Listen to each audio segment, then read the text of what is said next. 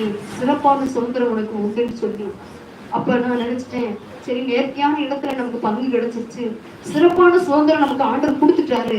ஒருவேளை நம்ம நம்மள இந்த இடத்தை விட்டு பாம்பே விட்டு போகாம வச்சிருந்தாருன்னா இதுதான் நமக்கு நேர்த்தியான இடம், இதுதான் சிறப்பான சுதந்திரம். இனி நான் ஒரு நாள் ஆண்டவரே நான் அந்த பகுதியை நினைக்க மாட்டேன். அப்படி சப்போஸ் அதுதான் அனுகிரப்பட்டி தான் எனக்கு நேர்த்தியான இடம், எனக்கு அதுதான் எனக்கு சிறப்பான சுதந்திரம்னா கர்த்தர் என்னை கொண்டு போவார். அது வரைக்கும் நான் பொறுமையா இருப்பேன், இனி நான் கவலைப்பட மாட்டேன்னு சொல்லி என் இருதயத்துல இருந்த அந்த வேதனை, அந்த கலக்கம் இயேசுவின் நாமத்தினால வேரோடு பிடிக்கப்பட்டது. அந்த நாள்ல சந்தோஷம், அந்த வாக்குத்தத்தம் கிடைச்ச உடனே ஆண்டவருக்கு நன்றி சொல்லி சந்தோஷமா அந்த ஊழியத்தை அந்த இடத்துல நிறைவேற்றினேன். கரெக்டா அந்த வாக்குத்தத்தம் என் வாழ்க்கையில வந்த மறு வாரமே எனக்கு அங்க இருக்கிற அந்த பொறுப்பா இருக்கிற அந்த தேவ மனுஷி, அந்த அந்த அந்த இதுக்கு ஸ்தாபன தலைவரா இருக்கிற அந்த அம்மா, அவங்க ஒரு அம்மா தான் ஜெயாதாசையான்னு சொல்லி அந்த அம்மா தான் அங்க பொறுப்பா இருந்தாங்க. அவங்க நான் ஜோம் பண்ணிட்டு இருக்கிறப்ப வேகமா அவங்க ஆபீஸ்ல இருந்து வேகமா எஸ்தர் இங்க வாடி கூப்பிட்டாங்க. கூப்பிட்டோன்னு நான் ஏதோ ஜெபக்குறிப்பு ஏதோ அவசரமான காரியத்துக்கு ஜெபம் பண்ணிட்டு கூப்பிடுறாங்கன்னு சொல்லிட்டு என்னங்கம்மான்னு கேட்டப்ப அவங்க சொன்னாங்க, எஸ்தர் நீ மதுரைக்கு போக வேண்டிய நேரம் வந்ததுன்னு.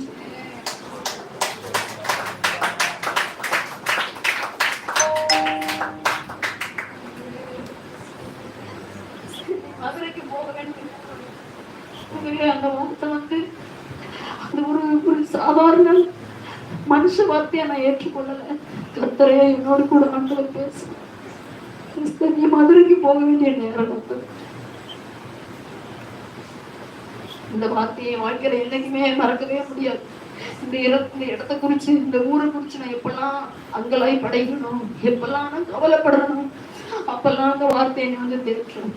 எஸ்தர் நீ மதுரைக்கு போக வேண்டிய நேரம் வந்தது, நேர்த்தியான இடத்துல எனக்கு பங்கு கிடைத்தது, சிறப்பான சுதந்திரம் உனக்கு உண்டுன்னு சொல்லி அவர் சொன்ன வார்த்தை இருதயத்துக்குள்ள என் ஆவியில ஆழமாய் பதிந்தபடினால அந்த வார்த்தைலாம் இன்னைக்கு வரைக்கும் இந்த ஊர்ல நிக்க வைத்து, இன்னைக்கு வரைக்கும் எவ்வளவோ போராட்டங்களை தாண்டி வர பண்ணி கொண்டிருக்கிறது, எவ்வளவோ பிரச்சனைகளை கத்தர் ஜெயிக்க பண்ற காரியம் அந்த ஒரே ஒரு வாசனம் தான்.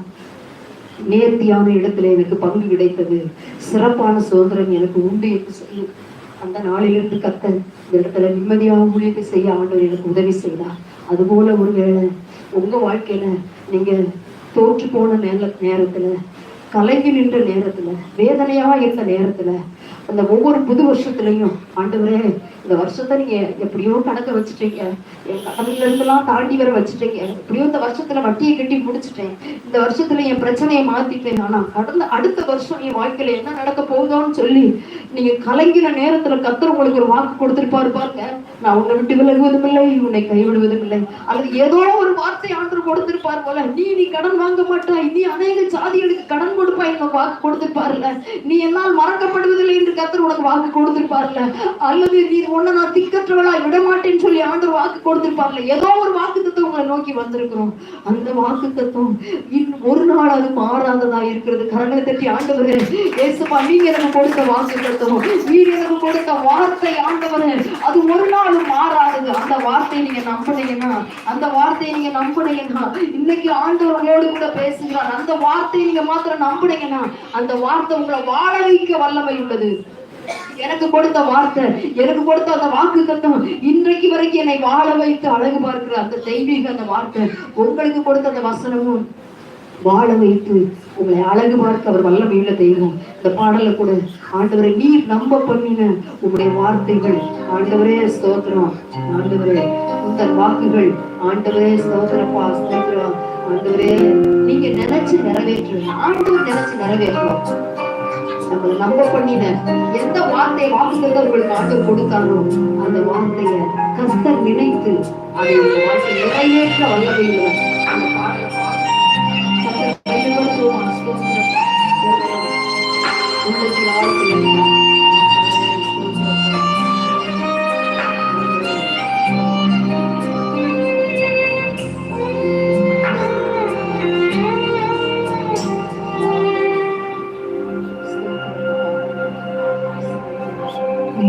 நம்ப பண்ணின உந்தன் வாக்குகளை நினைத்து நிறைவேற்றுமே.